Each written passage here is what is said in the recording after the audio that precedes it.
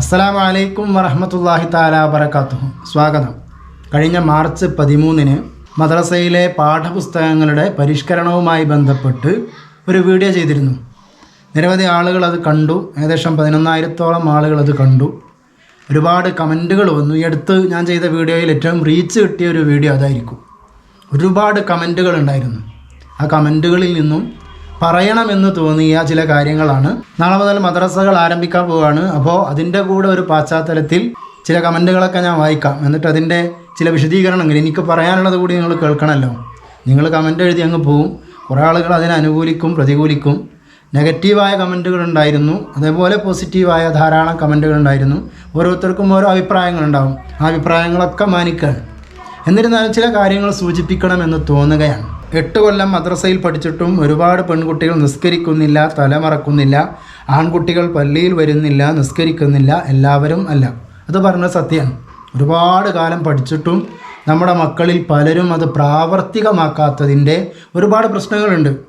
അതിന് ഒരു പരിധി വരെ ഉസ്താദുമാർക്ക് അതിന് പരിഹാരം എന്ന നിലക്ക് അതിൻ്റെ പ്രാക്ടിക്കൽ ക്ലാസ്സുകൾ കൊടുത്തുകൊണ്ടൊക്കെ വീട്ടിൽ നിന്ന് നിസ്കരിക്കുന്നുണ്ടോ എന്നുള്ള കൃത്യമായ അന്വേഷണത്തിലൂടെ പള്ളികളുമായി ബന്ധപ്പെടുത്താൻ ആ മഹല്ല് ജമാഅത്ത് അടങ്ങിയ പള്ളിയിലെ ഇമാമുമാരുടെ ഒരു പ്രത്യേകമായ ശ്രദ്ധ, കുട്ടികൾ പള്ളിയിൽ വരുന്നുണ്ടോ എന്നതിലൊരു ശ്രദ്ധ സദർ ഉസ്താദിനും അതുപോലെ ആ മഹല്ലിലെ ഇമാമിനും ഒക്കെ നിർവഹിക്കാൻ കഴിയുന്ന രൂപത്തിലുമൊക്കെയുള്ള ഒരു കൂട്ടായ പ്രവർത്തനം. എന്നാൽ ഇതിൽ കൂടുതൽ റോൾ വഹിക്കാൻ കഴിയുന്നത് രക്ഷിതാക്കൾക്കാണ്. രക്ഷിതാക്കളാണല്ലോ കുട്ടികളുടെ മുമ്പിൽ നിസ്കരിച്ചും നോമ്പ് നോറ്റും ഇസ്ലാമിക മതവിധികൾ അനുസരിച്ച് ജീവിച്ചുകൊണ്ടും മാതൃക കാണിക്കേണ്ടത്. അല്ലാതെ അവരത് പിന്തുടരോ? അവർ ഏതെങ്കിലും സിനിമയുടെ ലോകത്താണ്, സീരിയലിൻ്റെ ലോകത്താണ്, അതല്ലെങ്കിൽ മൊബൈൽ നോക്കിക്കൊണ്ടിരിക്കുകയാണ്. കുട്ടികളോട് പഠിക്കാൻ പറയുന്നു, കുട്ടികളോട് നിസ്കരിക്കാൻ പറയുന്നു. അങ്ങനെ ഒരു രക്ഷിതാവും പരാതി പറയാൻ പാടില്ല എന്നാണ് എൻ്റെ അഭിപ്രായം. രക്ഷിതാക്കൾ മാതൃക കാണിച്ചു നോക്കൂ. രക്ഷിതാക്കൾ മാതൃകയായ കുടുംബങ്ങളിലൊക്കെ അത്തരത്തിൽ കുട്ടികൾ നിസ്കരിക്കുന്നു എന്നത് ഒരു വാസ്തവം തന്നെയാണ്. അല്ലെങ്കിൽ തലമറക്കുന്നു, ഇസ്ലാമിക വേഷം ധരിക്കുന്നു എന്നതൊരു ഒരു എൻ്റെ അനുഭവത്തിൽ അത്തരം കാഴ്ചകളൊക്കെ കണ്ടിട്ടുണ്ട് ഞാൻ. മറ്റൊന്ന്, ഈ മാറ്റം ഗുണകരമല്ല എന്നതാണ്. ഇതിനുള്ള മറുപടി ഞാൻ അവസാനം പറയാം. പിന്നെ വേറെ കുറേ കമൻറ്റുകളുണ്ട്. റോബോട്ട് ഉസ്താദ്, പിന്നെ ഉസ്താദുമാർ വരുന്ന കാലം വിദൂരമല്ല, മുമ്പത്തെ മഹത്വം നഷ്ടപ്പെട്ടു എന്ന് പറയുന്നുണ്ട്. മുമ്പത്തെ മഹത്വം എന്ന് പറഞ്ഞാൽ നമുക്കറിയാം, പഴയ പൂർവ്വസൂരികളായ ആളുകൾ, പഴയ തനിമയുള്ള തഖ്വയുള്ള ഭക്തിയുള്ള പഴയ നല്ല ഒരുപാട് ഉസ്താദുമാരെ നമുക്കുണ്ടായിരുന്നു. അവരെ അതേപോലെ അനുസരിക്കുന്ന ഒരു തലമുറയും ഇവിടെ ഉണ്ടായിരുന്നു. വടിയെ പേടിച്ചുകൊണ്ടാണെങ്കിലും ഉസ്താദുമാർ പറയുന്നത് അനുസരിക്കുന്ന ഒരു തലമുറ ഉണ്ടായിരുന്നു. ആ തലമുറയിൽ അവർ ഉസ്താദുമാർ പറയുന്നത് പോലെ കേട്ടിരുന്നു. ഇന്നത്തെ തലമുറ അത്തരം ഒരു കാഴ്ചപ്പാടുകൾക്ക് നേർ വിപരീതമായി ചിന്തിക്കുന്നവരാണ്. ഈ അടുത്ത കാലത്ത് ഹൈക്കോടതി വിധി പറഞ്ഞ് നിങ്ങൾ കേട്ടില്ലേ? ഏതെങ്കിലും ഒരു അധ്യാപകൻ വടിയെടുക്കുമ്പോഴേക്ക് കേസെടുക്കരുത് എന്നാണ് പറഞ്ഞത്. ചെറിയ ചെറിയ ചൂരൽ പ്രയോഗങ്ങളൊക്കെ വേണം എന്നിടത്തേക്ക്, ആ പഴയ കാലത്തേക്ക് തിരിച്ചു പോകണം എന്ന് പറയുന്നൊരു കാഴ്ചപ്പാട് വളർന്നു വരുന്നൊരു കാലഘട്ടത്തിലാണ് നമ്മളൊക്കെ ജീവിക്കുന്നത്. മാറ്റത്തോടെ കുട്ടികളുടെ അറിവ് കുറഞ്ഞു, ഇതല്ലേ സത്യം? അതൊരു സത്യമാണ് കേട്ടോ. ഇന്ന് കുട്ടികൾക്ക് അറിവ് വളരെ കുറഞ്ഞിട്ടുണ്ട്. അവർ പഠിക്കുന്നത് പിന്നീട് അവർ ജീവിതത്തിൽ ഉപയോഗിക്കുന്നില്ല എന്നതാണ് ഇതിൻ്റെ കാരണം. പഠിച്ചത് ജീവിതത്തിൽ പ്രാവർത്തികമാക്കാനുള്ള ഒരു മനസ്സ് അവർക്ക് ലഭിക്കുന്നില്ല, അല്ലെങ്കിൽ അതിനുള്ളൊരു മനസ്സ് അവർക്ക് ഉണ്ടാകുന്നില്ല എന്നതാണ് അതിൻ്റെ ഒരു കാരണം എന്ന് പറയുന്നത്. അറിവ് കുറഞ്ഞത് മാത്രമല്ല, അറിവ് നേടാനുള്ള ഇഷ്ടംപോലെ സോഴ്സ് നമുക്കിന്നുണ്ട്. നമ്മുടെ വിരൽത്തുമ്പിൽ തന്നെയുണ്ട്. നമ്മുടെ അന്വേഷണത്തിൻ്റെ ഏറ്റവും തൊട്ടടുത്ത് തന്നെ അറിവ് നേടാനുള്ള പല വഴികളുണ്ട്. ആ വഴികൾ നമ്മൾ തേടുന്നില്ല എന്നത് മറ്റൊരു യാഥാർത്ഥ്യമാണ്. കുളിപ്പിച്ച് കുട്ടിയെ ഇല്ലാതെയാക്കി അള്ളാഹു കാക്കട്ടെ എന്ന് പറയുന്നുണ്ട്. രക്ഷിതാവാണോ? ഒരു രക്ഷിതാവിൻ്റെ മെസ്സേജ് പോലെ തന്നെ എനിക്ക് തോന്നണേ. അതായത് പരിഷ്കരിച്ച് അതിൻ്റെ സത്ത ചോർന്നു പോയി എന്നതാണ്.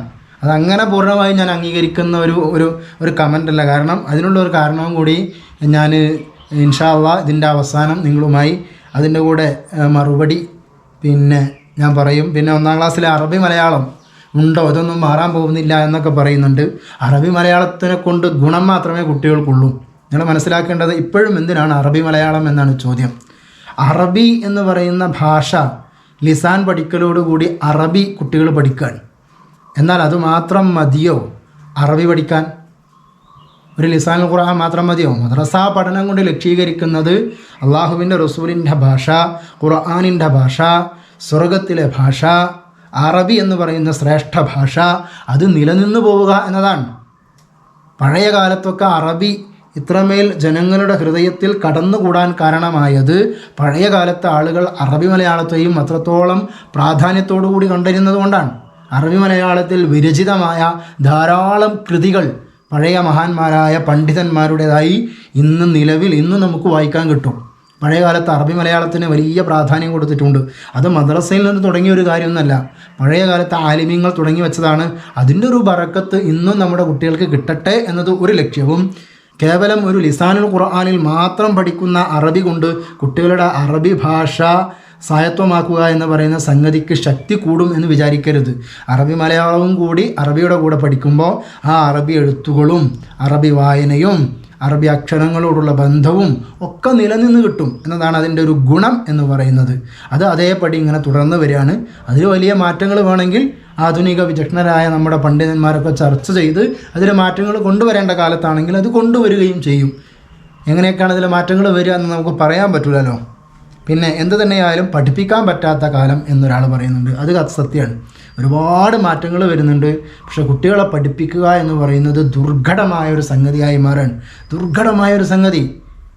അതിൻ്റെയും വിശദീകരണം ഞാൻ ഈ പറയാൻ പോകുന്ന വീഡിയോയുടെ അവസാനത്തിലുണ്ട്. ഞാനിങ്ങനെ കൂടുതൽ പറയല്ല. പിന്നെ കുറേ മുസ്ലിങ്ങളിൽപ്പെട്ട തന്നെ മറ്റു സംഘടനക്കാർ, മറ്റു വിഭാഗങ്ങൾ കുറേ കൊല്ലങ്ങൾക്ക് മുമ്പ് തുടങ്ങിയ ഒരു സംഗതി ഇപ്പോൾ EK വിഭാഗത്തിലെ പാഠപുസ്തകത്തിൽ കൊണ്ടുവന്നു എന്നൊക്കെ പറയുന്ന കമൻറ്റുകൾ വരുന്നുണ്ട്.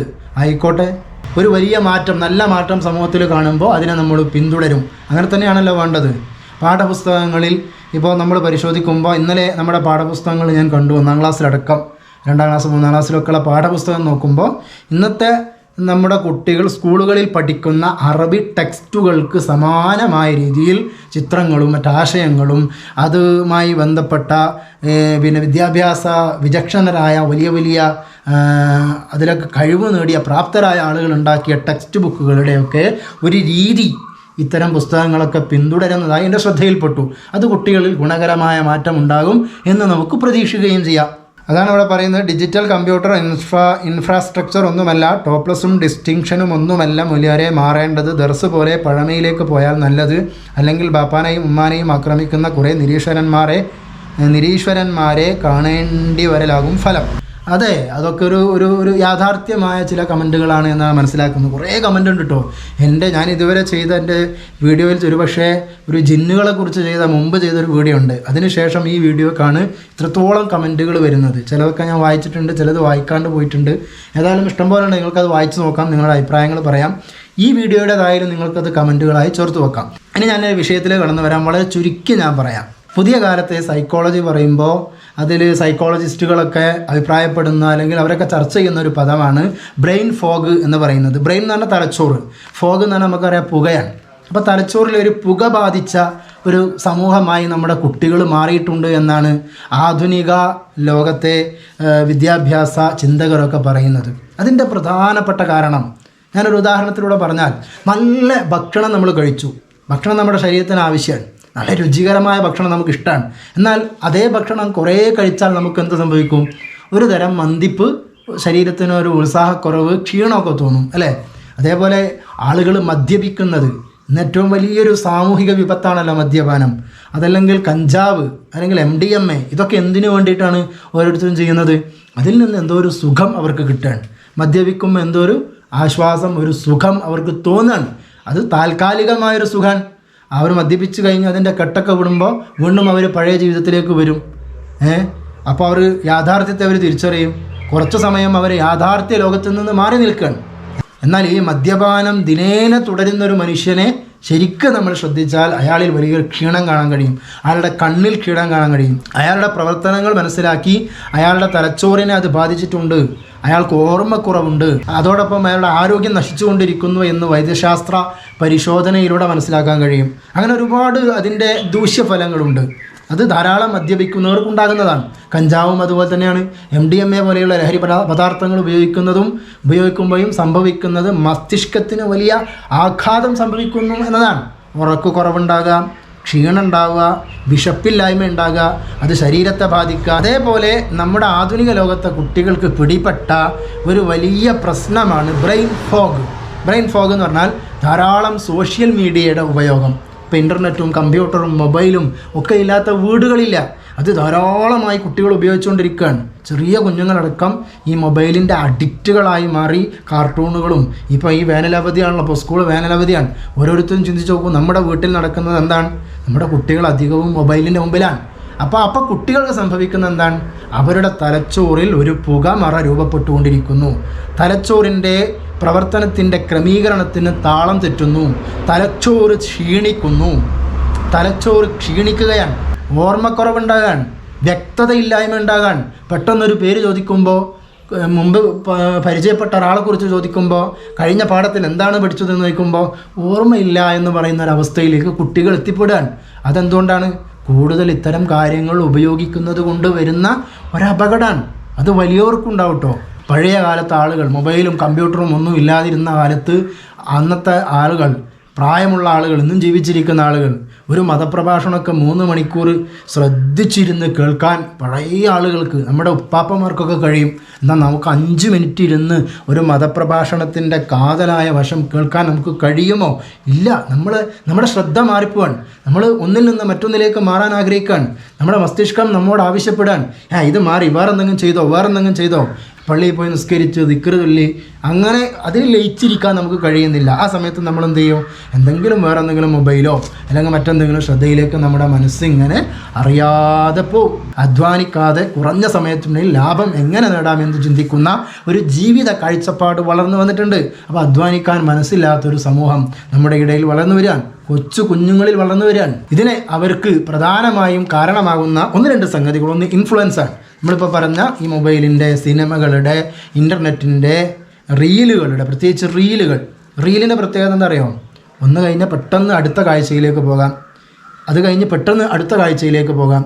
അപ്പോൾ മസ്തിഷ്കം ഇങ്ങനെ ഓവർ വർക്ക് ചെയ്യാണ്. ഒരു കാഴ്ച അത് മനസ്സിലാക്കി വരുമ്പോഴേക്കും അടുത്ത കാഴ്ച, അപ്പോൾ അത് മനസ്സിലാക്കി വരുമ്പോഴേക്കും അടുത്ത കാഴ്ച. അപ്പോൾ ഇതിങ്ങനെ എന്ത് ചെയ്യാണ്? വർക്ക് ചെയ്യാണ് നമ്മുടെ ബ്രെയിൻ.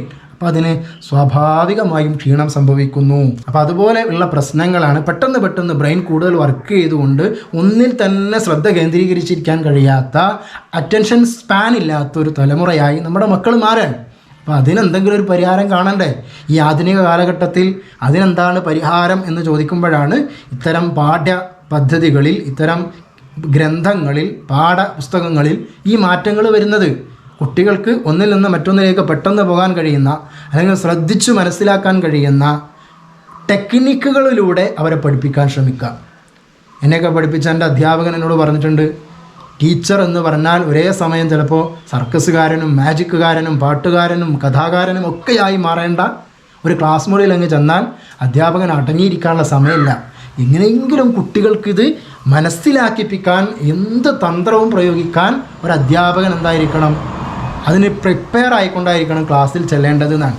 അപ്പോൾ അതിനനുസരിച്ച് പാഠപുസ്തകങ്ങൾ മാറണം. എല്ലാ അധ്യാപകർക്കും ഒരുപോലെ കഴിവുണ്ടായിക്കൊള്ളുന്നില്ലല്ലോ. അപ്പോൾ അവരെ കൂടി അതിലേക്ക് ഇൻഫ്ലുവൻസ് ചെയ്യിക്കാൻ, പാഠകിതാബിലേക്ക്, പാഠങ്ങളിലേക്ക് ഇൻഫ്ലുവൻസ് ചെയ്യിപ്പിക്കാൻ പാഠകിതാബുകളിൽ തന്നെ അതിനുള്ള വഴികൾ ഉണ്ടാവണം. അത്രമാത്രമേ പുതിയ പാഠ്യ മാറ്റത്തിലൂടെ, കിതാബിൻ്റെ മാറ്റത്തിലൂടെ ലക്ഷ്യമാക്കുന്നുള്ളൂ. ഇതിൻ്റെയൊക്കെ ഗുണഫലം ഇൻഷാ അല്ലാഹ് നമ്മളൊക്കെ അനുഭവിക്കുമ്പോൾ നമുക്കത് മനസ്സിലാവും. ഒരു വർഷത്തിനുള്ളിൽ എൻ്റെ രക്ഷിതാക്കൾ, എൻ്റെ ഈ വീഡിയോ കാണുന്ന രക്ഷിതാക്കൾ തന്നെ പറയും, പാഠ്യകിതാബുകളിൽ ഇങ്ങനത്തെ മാറ്റം വന്നു, ഞങ്ങൾക്ക് പണി കൂടി, അധ്യാപകർക്ക് പണി കൂടി, കുട്ടികൾക്ക് വർക്ക് ചെയ്യാനുള്ള സാധ്യതകൾ കൂടി. അപ്പോൾ അവർ സ്വയം മനസ്സിലാക്കി പഠിക്കുക, സ്വയം അറിഞ്ഞ് പഠിക്കുക, കേട്ട് പഠിക്കുക, കണ്ട് പഠിക്കുക. എന്തെങ്കിലും ഒരു സംഗതി കാണാതെ പഠിച്ച് അത് ഓർത്തെടുത്ത് എഴുതാനോ അല്ലെങ്കിൽ ഖുർആനിൻ്റെ ഒരു സൂറത്ത് മുഴുവൻ കാണാതെ പഠിച്ച് ഓതാനോ ഒക്കെ കഴിയുന്നുണ്ടോ? വളരെ ചുരുങ്ങിയ ആളുകൾക്കല്ലേ കഴിയുന്നുള്ളൂ. കാലത്ത് വന്ന മാറ്റം, നമ്മുടെ ചിന്താഗതികളിൽ വന്ന മാറ്റം, നമ്മുടെ പഠന രീതികളിൽ വന്ന മാറ്റം, നമ്മുടെ ചുറ്റും വന്ന മാറ്റം, ആ മാറ്റങ്ങൾക്കനുസരിച്ച് നമ്മളും മാറണം. അല്ലെങ്കിൽ അതാണല്ലോ മനുഷ്യൻ എന്ന് പറയുന്നത്. മാറുന്ന കാലത്തിനനുസരിച്ച് ഒരു മുസ്ലിമാണെങ്കിൽ അവൻ്റെ അസ്തിത്വം നഷ്ടപ്പെടുത്താതെയുള്ള ആ മാറ്റത്തെക്കുറിച്ച് നമ്മളും ആലോചിക്കേണ്ടിയിരിക്കുന്നു. അത്തരം മാറ്റങ്ങളിൽ നിന്നാണ് ഇത്തരം പാഠ്യ പരിഷ്കരണങ്ങളൊക്കെ വരുന്നത്. അതിൻ്റെ കൂടെ നിന്ന് ഈ നൂതന രീതികൾ ഉപയോഗിച്ച് നമ്മളും പഠിക്കുക. അള്ളാഹു നമ്മളെയൊക്കെ വിജയിക്കുന്ന നല്ല ആളുകളിൽ ഉൾപ്പെടുത്തി അനുഗ്രഹിക്കുമാറാകട്ടെ. ഇതൊരാവശ്യമായ ഒരു സംഗതിയാണെന്ന് ഞാൻ പറഞ്ഞത് എന്ന് നിങ്ങൾക്ക് തോന്നുന്നുണ്ടെങ്കിൽ മറ്റുള്ളവർക്ക് ഇതിൻ്റെ ലിങ്കുകളൊക്കെ ഷെയർ ചെയ്ത് കൊടുക്കുക, ഒരു ലൈക്ക് ചെയ്യുക. സബ്സ്ക്രൈബ് ചെയ്യാതെ കാണുന്നവർ ദയവായി സബ്സ്ക്രൈബ് ചെയ്യുക. ഇനിയും ഇൻഷാ അല്ലാഹ് പാഠപുസ്തകങ്ങളെക്കുറിച്ച് പാഠങ്ങളെക്കുറിച്ചൊക്കെയുള്ള പുതിയ അറിവുകളും പുതിയ വിശേഷങ്ങളും പുതിയ ചർച്ചകളുമൊക്കെയായി ഞാൻ നിങ്ങൾക്ക് മുമ്പിലേക്ക് വരാം. വീണ്ടും കാണാം ഇൻഷാ അല്ലാഹ്. അസ്സലാമു അലൈക്കും വറഹ്മത്തുള്ളാഹി തആല വബറകാതുഹു.